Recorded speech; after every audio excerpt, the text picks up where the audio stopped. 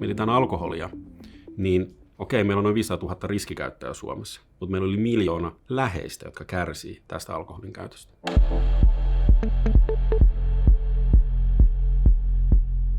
Lapset rupeaa murehtimaan sitä, että miten äiti pärjää, miten isä pärjää. Ja tietysti lapsen iästä hirveän paljon riippuu, että mitä kykenee ajattelemaan, mutta se, että mitä pienemmästä lapsesta on kysymys, niin sen vaikeampi on tietysti hahmottaa, että miksi kun lapset ei tule tavallaan nähdyksi sillä tavalla, että he olisi rakastettuja ja arvokkaita, koska sitä tunnesuhdetta ei välttämättä ole silloin olemassa. Ei pysty semmoiseen alkoholin vaikutuksen alaisen eikä krapulassa. Ja lapsuuteen kuului siis se semmoinen pohjalainen alkoholin käyttö, että isä joi viikonloppuisin ja jotenkin mä kasvoin siihen kulttuuriin, että niin kuin aika pienestä jo mulle tuli semmoinen, niin kuin, että mä tarkkailin ja seurailin tilanteita ja jotenkin olin huolissani niin kuin asioista. Ja sitten se vaikuttaa, jos on kouluikäinen, se vaikuttaa usein heidän koulukäyntiin. Se saattaa murehtia siellä, että no missä kunnossa siellä kotona on sitten jompikumpi tai siis missä kunnossa vanhempi on.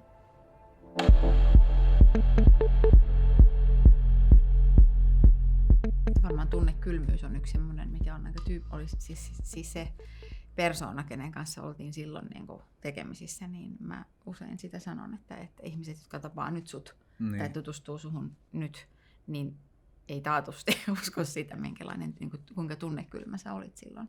Että se kohtelu oli niin kuin todella jäätävää. Ja monesti niin kun piti sitä omaa elämää niin raskaana, niin että jos joku valitti jostain, niin ajattelin silloin, että tuu elämään mun elämää.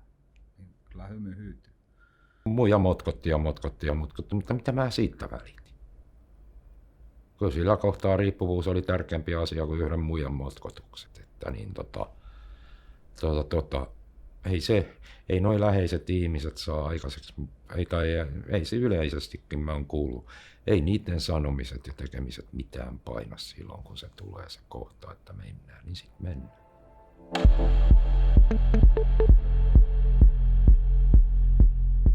Silloin 20 vuotta sitten, kun aloitte olemaan yhdessä, ja jos tämä tilanne olisi ollut tällainen, niin olisitko sä alkanut seurustelemaan tämän henkilön kanssa, niin usein tulee vastaus, että en tietenkään, että miten mä siedän nykyään sellaista, mikä ei olisi minulle aiemmin ollut ikinä mahdollista. Ihan ajattelee tämmöisiä perusasioita, että se vastuu siitä kodin hoidosta kaikesta, taloudesta voi olla, koska siihen juomiseen menee rahaa, tai mihin tahansa riippuvuuteen menee paljon rahaa yleensä. Että semmoinen, niin kuin, ja lasten kaikki kouluasiat, yleensä se, niin kuin se arjen pyörittäminen on sen läheisen raskas rooli. Toinen rupeaa pikkuhiljaa varomaan kaikkea, mikä voisi hiukan kärsyttää sitä toista osapuolta, että se tosiaan se vuorovaikutus niin kuin vääristyy. Kun Riitta rupesi naputtaa sit mun juomisesta, mä sanoin sille, että minähän tässä kaiken teen. Sinä täällä kotona vaan makaat. Sain sille huonon omantunnon siitä.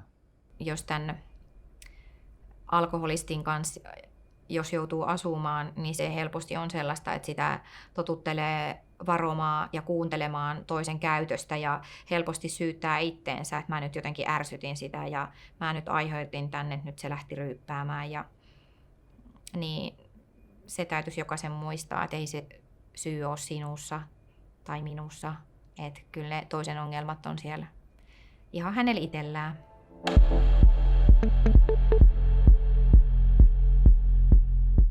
Jos nyt ajatellaan parisuhdetta, niin kyllähän siinä sit kärsii se parisuhde aika vahvasti, että eivät ne enää ole niin kuin toisilleen tunneyhteydessä ne puolisot. Ja sitten se vaikuttaa niin paljon siihen seksielämään, että tavallaan sekin muuttuu sen alkoholin myötä.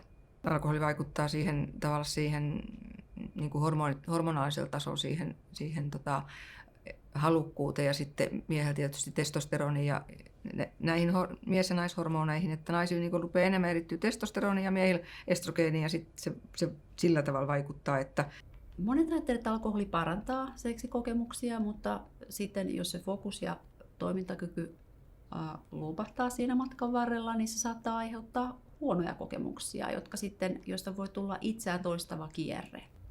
Ja sitten saattaa tulla epäonnistumisia sen seksin saralla ja sitten mikäli alkoholi aiheuttaa muutenkin depressiota ja pahaa oloa, ahdistusta, niin saattaa vaikuttaa merkittävästi seksielämään.